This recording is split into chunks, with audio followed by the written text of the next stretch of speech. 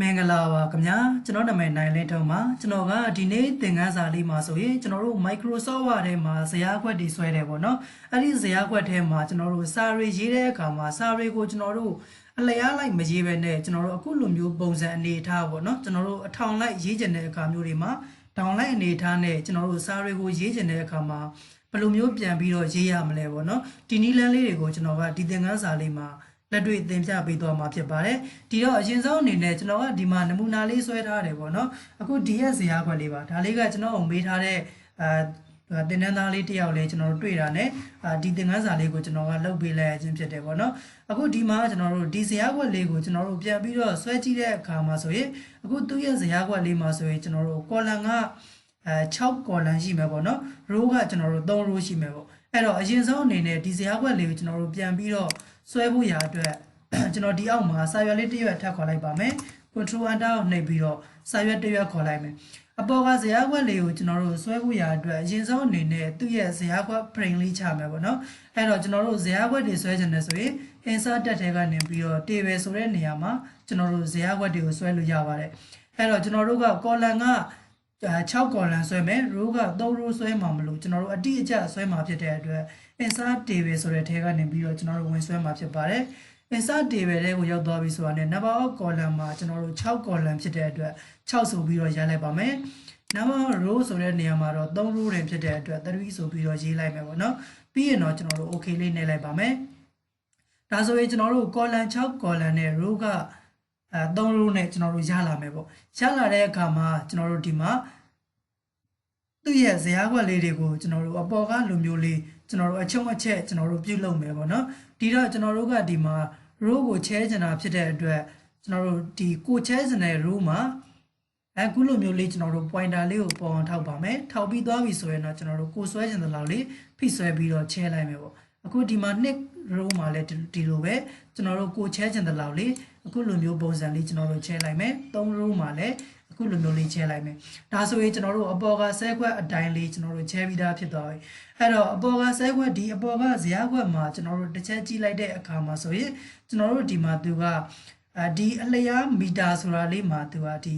row နှစ်ခုကိုကျွန်တော်တို့ပေါင်းထားတယ်ပေါ့နော်အဲ့တော့အပေါ်က row နှစ်ခုကိုကျွန်တော်တို့ပေါင်းချင်တာဖြစ်တဲ့အတွက်ကိုပေါင်းချင်တဲ့ row လေးနှစ်ခုကိုကျွန်တော်တို့ဆက်လက်ပေးလိုက်ပါမယ်ဆက်လက်ပေးပြီးသွားပြီဆိုတာနဲ့ဖိဆွဲပြီးတော့ဆက်လက်ပေးမယ်နော်ဆက်လက်ပေးပြီးသွားပြီဆိုတာနဲ့ကျွန်တော်တို့၄ရောက်ထဲကိုသွားပါမယ်ဆဲခွက်တွေကိုပေါင်းချင်တာဖြစ်တဲ့အတွက်မတ်ဆဲဆိုတာနဲ့ပေါင်းပါမယ်ဒီဘက်ကဆဲခွက်လေးလည်းတူတူပဲမတ်ဆဲဆိုတာနဲ့ပေါင်းမယ်ဒီဘက်ကိုလည်းကျွန်တော်တို့တူတူပဲမတ်ဆဲဆိုတာလေးနဲ့ပေါင်းလိုက်ပါမယ်ပြီးရင်ဒီဘက်မှာကျွန်တော်တို့တန်ချိန်ဆိုတာလေးရေးဖို့အတွက် column လေးနှစ်ခုကိုပေါင်းထားတယ်ဒီတော့ကိုပေါင်းချင်တဲ့ column နှစ်ခုကိုဆက်လက်လေးပေးပါမယ်မတ်ဆဲဆိုတာလေးနဲ့ပေါင်းလိုက်ပါမယ်ဒီဘက်မှာလည်းဒီလိုပဲဒီဆဲခွက်လေးနှစ်ခုကိုဆက်လက်ပေးတယ်မတ်ဆဲဆိုတာလေးနဲ့ပေါင်းလိုက်မယ်အဲ့တော့ကျွန်တော်တို့တစ်ချက်အပေါ်က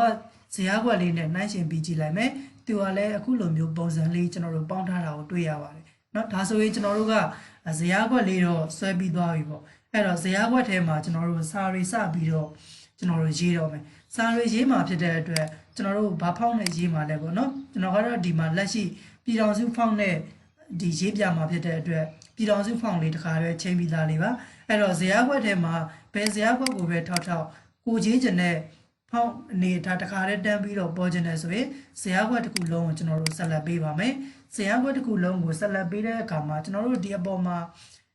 ဇယားခွက်တစ်ခုလုံးကိုဆက်လက်ပေးလို့ရတဲ့ဒီမှာအပေါင်းလက္ခဏာပုံစံလေးပေါ်နေတယ်ပေါ့နော်ဒါလေးကိုကျွန်တော်တို့ကလစ်တစ်ချက်ထောက်ပြီးတော့ဒီဇယားခွက်တစ်ခုလုံးကိုဆက်လက်ပေးပါမယ်ပြီးပြီဆိုမှကျွန်တော်တို့ကိုရေးမဲ့ဖောင်းနေပြောင်းမယ်ပြီးရင်ကိုအသုံးပြုမဲ့ဖောင်း site တွေကျွန်တော်တို့ချိန်ပေးထားပါမယ်16လောက်ထားလိုက်ပါမယ်ဒါဆိုရင်ကျွန်တော်တို့ရပြီပေါ့နော်အဲ့တော့အပေါ်ကအတိုင်းလေးပဲကျွန်တော်တို့စာရေးစပြီးတော့ရေးချင်တာဖြစ်တဲ့အတွက်လောလောဆယ်ကျွန်တော်တို့ဒီမှာစာလေးတွေရေးလိုက်ပါမယ်အလျားမီတာဆိုပြီးတော့ရေးလိုက်မယ်အခုဒီမှာကျွန်တော်တို့ကအလျားမီတာဆိုပြီးတော့စာရေးရေးလိုက်တယ်ပေါ့နော်စာရေးရေးလိုက်တဲ့အခါမှာစာတွေကကျွန်တော်တို့ဒီအလျားလိုက်ပုံစံအနေထားနဲ့ပဲသွားနေတယ်ကျွန်တော်တို့ကမဟုတ်ဘူးဒီရဲ့ဇယားခွက်တွေထဲမှာဒီအပေါ်ကလိုမျိုးအထောင်လိုက်အနေထားနဲ့စာတွေကိုရေးချင်တာဖြစ်တဲ့အတွက်ကျွန်တော်တို့ဘယ်ကိုသွားပေးရမလဲဆိုရင်၄ရောက်ဆိုတဲ့ထဲကိုသွားပေးရပါမယ်ဒီရဲ့၄ရောက်ဆိုတဲ့ဟာလေးကကျွန်တော်တို့ဇယားခွက်ရဲ့အပြင်ဘက်ကို ကာစာရောက်နေရင်ကျွန်တော်တို့၄ယောက်ဆိုတာလေးကမပေါ်ဘူးเนาะဇရာခွက်ထဲမှာကျွန်တော်တို့ကာစာရှိနေမှာဒီရဲ့ဒီဇိုင်းနဲ့၄ယောက်ဆိုတာလေးကပေါ်နေမှာဖြစ်ပါတယ်အဲ့တော့၄ယောက်ဆိုတဲ့ထဲကိုကျွန်တော်တို့ဝင်ပေးလိုက်တယ်ဆိုရင်ဒီထဲမှာကျွန်တော်တို့ဘာတွေ့ရလဲဆိုရင် tet direction ဆိုတာလေးတွေ့ရတယ်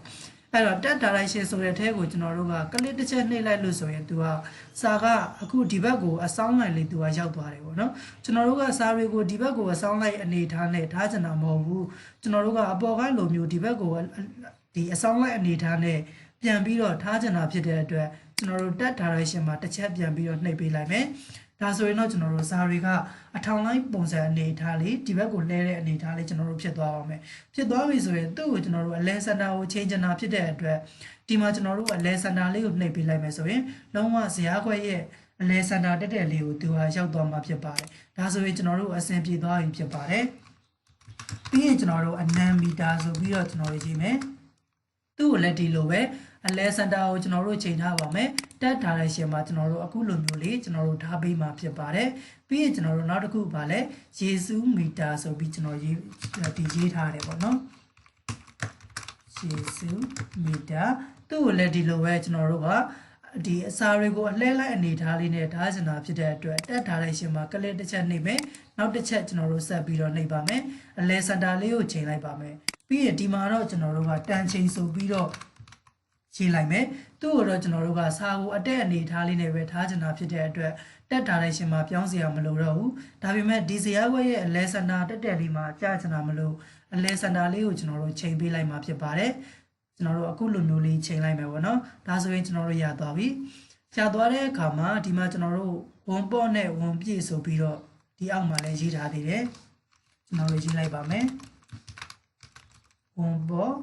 ဝန်ပြည့်ဆိုပြီးတော့ကျွန်တော်တို့ရေးလိုက်မယ်သူတို့နှစ်ခုကလည်းကျွန်တော်တို့အဆောင်လေးထားတယ်ပေါ့နော်အဲ့တော့သူတို့ဆဲခွက်နှစ်ခုလုံးကိုကျွန်တော်တို့ဆက်လက်လေးပေးလိုက်မယ်တက်ထားတဲ့ရှင်မှာကျွန်တော်တို့ဟိုဘက်ဒီဘက်ဆောင်းလိုက်ပါမယ်အလဲစင်တာလေးကိုချိန်လိုက်ပါမယ်ဒါဆိုရင်ကျွန်တော်တို့အဆင်ပြေသွားပြီဖြစ်ပါတယ်ပြီးရင်ဒီဘက်မှာနောက်တစ်ခုကျွန်တော်တို့ဆက်ရေးလိုက်မယ်အဝေးဆုံးခုံမောင်းနိုင်သည့်အကွာအဝေးရေးမိုင်ပေါ့နော်ဒါလေးကျွန်တော်တို့ရေးလိုက်မယ်အဝေးဆုံ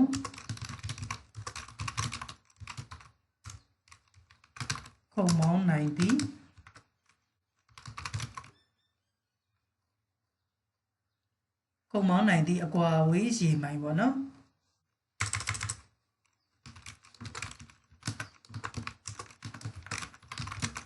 ်ဒီလိုမျိုးလေးရေးလိုက်မယ်သူ့ကိုလည်းကျွန်တော်တို့ကအလဲစင်တာလေးမှာထားပါမယ်အလဲလေးမှာကျွန်တော်တို့ချိန်လိုက်ပါမယ်ဒီအောက်မှာကျွန်တော်တို့သူရေးထားတဲ့စာလေးတွေကျွန်တော်တို့လိုက်ပြီးတော့ရေးလိုက်မှာဖြစ်ပါတယ်40ခွန်3.3ပေါ့နော်ဒါလေးကျွန်တော်ရေးမယ်40နဲ့ခွန်3.3ပြီးရင်နောက်ထပ်ကျွန်တော်တို့ပါလဲ1.85 နှစ်နဲ့50ပေါ့1.85 နှစ်နဲ့50ပြီးရင်နောက်ထပ်ဒီဘက်မှာကျွန်တော်တို့ဆက်ရေးလိုက်မယ်263 2400 263 2400ဒီလိုမျိုးလေးကျွန်တော်တို့ရေးလိုက်မယ်เนาะအခုဒီမှာကျွန်တော်တို့မြန်မာစာရေးဒီအင်္ဂလိပ်ကဏ္ဍရေးချင်တယ်ဆိုကျွန်တော်တို့က keyboard မှာ number keyboard လေးရကျွန်တော်တို့ရေးမယ်เนาะ1 2 3 4 5 6 9 10 9ဆိုတဲ့ဒီ number keyboard လေးရနဲ့ကျွန်တော်တို့ရေးမှာဖြစ်ပါတယ်အခုဒီရဲ့မြန်မာစာ number လေးတွေထွက်ချင်လို့ဆိုရင်တော့ကျွန်တော်တို့ဒီ character စလုံးတွေရဲ့အပေါ်မှာရှိတဲ့1 2 3 4ခလုံးနဲ့ကျွန်တော်လှမ်းပြီးတော့ရိုက်တာเนาะဒါဆိုရင်တော့မြန်မာစာစလုံးထွက်မယ်အင်္ဂလိပ်စလုံးဆိုရင်တော့ကျွန်တော်တို့ကဒီဘက်က number keyboard လေးရနေပြီးတော့ကျွန်တော်တို့ရိုက်ပေးရမှာဖြစ်ပါတယ်ဒါဆိုသူတို့ရဲ့စာလေးတွေကလည်းကျွန်တော်တို့ဒီဇရာခွက်ရဲ့အပေါ်ဘက်အချမ်းလေးမှာကတ်နေတာဖြစ်တဲ့အတွက်အလဲကောင်စင်တာတက်တက်လေးမှာကျွန်တော်တို့ကတ်ချင်တယ်ဆိုရင်ဇရာခွက်လေးတွေအကုန်လုံးကိုဆက်လက်လေးပေးပါမယ်၄ယောက်ထဲကနေပြီးတော့အလဲစင်တာလေးကိုထားလိုက်ပါမယ်ဒါဆိုရင်တော့ကျွန်တော်တို့စာတွေကလုံးဝအလဲကောင်စင်တာလေးကိုရှောက်သွားမှာဖြစ်ပါတယ်အခုလိုမျိုးပုံစံအတန်းလေးပဲကျွန်တော်တို့စာတွေကိုဒီအထောင်လိုက်အနေထားနဲ့ Microsoft ကဇာတ်တွေထဲမှာကျွန်တော်တို့ရေးလို့ရမှာဖြစ်ပါတယ်သူ့ကိုကျွန်တော်တို့စလုံးလေးတွေကိုဘိုးထည့်လိုက်ပါမယ်ဒါကြောင့်ကျွန်တော်တို့ဇာတ်ခွက်လေးအကုန်လုံးကိုဆက်လက်လေးပေးလိုက်မယ်ဟုတ်တက်ထဲကနေပြီးတော့ဘိုးလေးထည့်လိုက်ပါမယ်ဒါဆိုရင်တော့ပို့ပြီးတော့စလုံးလေးတွေကအတိအသာထင်ရှားမှုကျွန်တော်တို့ရှိသွားမှာဖြစ်ပါတယ်အခုဒါဆိုရင်ကျွန်တော်တို့ Microsoft ထဲမှာဇာတ်ခွက်တွေထဲမှာစာတွေရေးတဲ့အခါမှာပေါ့နော်စာတွေကိုအခုလိုမျိုးအနေထားကျွန်တော်တို့အထောင်လိုက်ရေးကျင်တဲ့အခါမှာဆိုရင်ဒီနီလန်းလေးကိုအသုံးပြုပြီးတော့ကျွန်တော်တို့စာတွေကိုအထောင်လိုက်ရေးလို့ရမှာဖြစ်ပါတယ်ဒါလေးကိုကျွန်တော်တို့ကိုယ်တိုင်ပြန်ပြီးတော့ လက်တွေ့ရေးကြည့်ပေးပါဒီဇာတ်ခွက်လေးကိုပြန်ပြီးတော့ဆွဲကြည့်ပေးပါအကယ်၍ကိုကိုတိုင်းဆွဲတဲ့အခါမှာကိုကိုတိုင်းလေ့ကျင့်ကြည့်တဲ့အခါမှာကျွန်တော်တို့မရတဲ့နေရာလေးတွေရှိတယ်မလောက်တတ်တဲ့နေရာလေးတွေရှိတယ်ဆိုရင်လည်းကျွန်တော်တို့ပြန်ပြီးတော့မေးမြန်းပေးလို့ရပါတယ်အကွေကိုကိုတိုင်းလေ့ကျင့်ပြီးသွားပြီကိုလည်းအမှန်တကယ်ပြုလုပ်တတ်သွားပြီဆိုရင်တော့ဒီသင်ခန်းစာလေးရဲ့ comment လေးမှာ DON done ဆိုပြီးတော့လည်းရေးခဲ့ပေးပါကိုဆွဲထားတဲ့အခုလိုမျိုးဇာတ်ခွက်လေးကိုလည်း screenshot လေးရိုက်ပြီးတော့မှဒီသင်ခန်းစာရဲ့ comment လေးမှာမှတ်ပေးပါအောင်ခင်ဗျာအခုဒါဆိုရင်တော့ကျွန်တော်ဒီသင်ခန်းစာလေးကိုဒီမှာပဲရန်နာလိုက်ပါမယ်အားလုံးအဆင်ပြေကြပါစေခင်ဗျာ